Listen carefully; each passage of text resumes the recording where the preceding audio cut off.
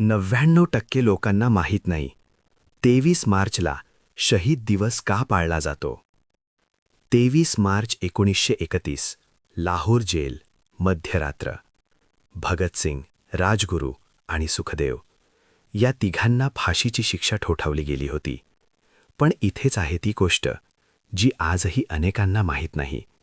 British सरकार इतकं घाबरलं होतं की जनतेचा रोष उसळू नये म्हणून फाशी ठरलेल्या वेळेपेक्षा आधी गुपचूप दिली गेली.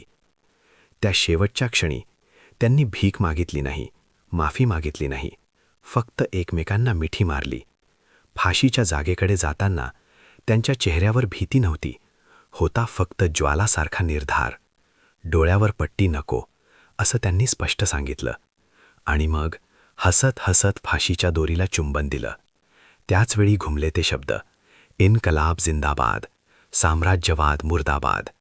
सर्वप्रथम भगतसिंग, मग राजगुरू आणि मग सुखदेव. तिघेही हसत हसत मृत्यूला सामोरे गेले. त्यांची शरीरं थांबली, पण त्यांची क्रांती कधीच थांबली नाही. म्हणूनच 23 मार्च हा दिवस शहीद दिवस म्हणून पाळला जातो.